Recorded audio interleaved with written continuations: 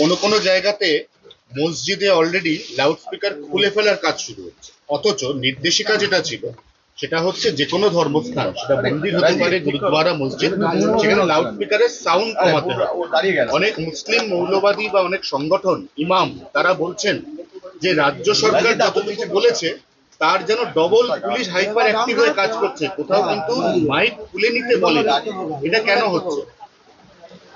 আমি জানি না কে করাচ্ছে, কেন করছে। সরকারের নির্দেশিকা, সেটা সবাইকে মানতে হবে। যদি কেউ জোর করে খোলায়, সেটা কথা বলা উচিত, ঠিক নয়। আর সব জায়গায় মাইক লাগানোর অনুমতিও নাই। মন্দিরে, মসজিদে সব জায়গায় মাইক লাগাতে হবে কে বলেছে? যখন এই ধর্মের কাজ শুরু হয়েছে, ভগবান এসছেন, প্রফেটরা এসেছে, তখন থোড়াই না মাইক ছিল। তো সেই জন্য অন্যের ডিস্টার্ব না হয়, সেই জন্য সাউন্ড কন্ট্রোলে থাকা উচিত। এটা সরকার বলেছে, সেটাই সবার মানা উচিত। হ্যাঁ, কিন্তু সাউন্ড কন্ট্রোলের নামে অনেক ক্ষেত্রে যেটা হচ্ছে, পুলিশ একটু হাইপার অ্যাক্টিভ হয়ে গেছে এবং তারা অনেক জায়গা থেকে লাউডস্পিকার খোলার মৌখিক নির্দেশিকা জারি করছে। জোর করে কিছু করানোর দরকার নেই। টুলু মণ্ডল, বারিক বিশ্বাসের কম্বাইন যে প্রপার্টি, এই প্রপার্টি দেশের অনেক রাজ্য, ভারতের, সেখানকার যে সর্বমোট এক বছরের আর্থিক বাজেট, এই বাজেটকে অলরেডি ছাপিয়ে গেছে।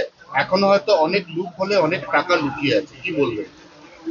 পশ্চিমবাংলার সাধারণ মানুষ গরিব, সরকারের কাছে টাকা নেই, কিন্তু কিছু মাফিয়া সরকারের মদতে এত বড় হয়ে গেছে, সরকারের চেয়ে বেশি ধনী হয়ে গেছে। পশ্চিমবাংলায় আরো কত কি দেখতে হবে, সবে সময় আসছে। গত 15 বছর লুটের রাজত্ব চলেছে, তার পরিণাম হচ্ছে এই কিছু লোক ফুলে ফেপে উঠেছে, কিছু নেতা ফুলে ফেপে উঠেছে। তদন্ত চলছে, সবই বেরোবে। অভিষেক বন্দ্যোপাধ্যায় নিজে একসময় সেবাশ্রয় খুলেছিলেন। প্রাক্তন মুখ্যমন্ত্রী মমতা বন্দ্যোপাধ্যায় স্বাস্থ্যমন্ত্রীও ছিলেন।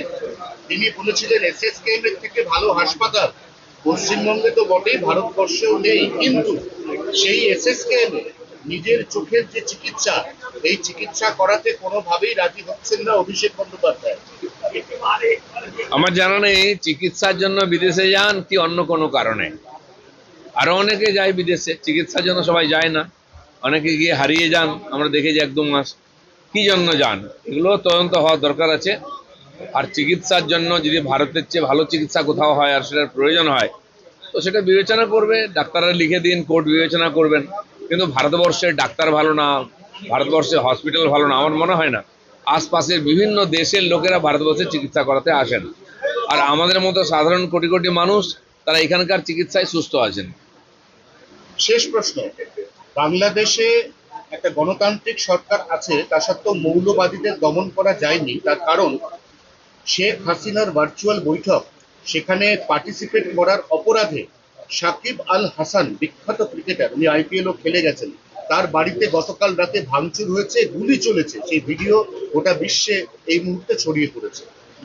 এর আগেও একজন ক্রিকেটারের উপরে বাংলাদেশে অ্যাটাক হয়েছিল, বাড়িঘর ভাঙা হয়েছিল।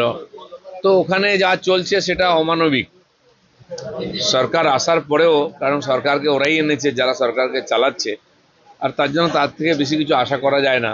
আমরা আশা করব বাংলাদেশে শান্তি আসবে, আইনের শাসন, সংবিধানের শাসন আসবে, মানুষ শান্তিতে থাকতে পারবে। বাংলাদেশ যত বেশি অশান্ত হবে তত তো আমাদের চিন্তা, কারণ আমরা পশ্চিমবঙ্গ বাংলাদেশের সঙ্গে সব থেকে বেশি সীমান্ত শেয়ার করি। দেখুন, বাংলাদেশ, পাকিস্তান, নেপাল, শ্রীলঙ্কা, তাতে রাজনৈতিক অস্থিরতা তৈরি হয়েছিল, কিছু জায়গায় সরকারও পরিবর্তন হয়েছে। ঠিক সেই ধাঁচে ভারতবর্ষেও জেনজির নাম করে, আরও কিছু কিছু নাম করে একই চেষ্টা করা হয়েছে।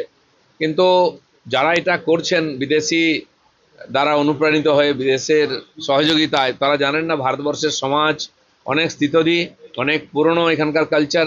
তারা হঠাৎ কারো কথায় নাচেন না। কিছু অর্বাচীন লোক লাফালাফি করেছে, তাদেরকে আইনের সামনে আনা হচ্ছে।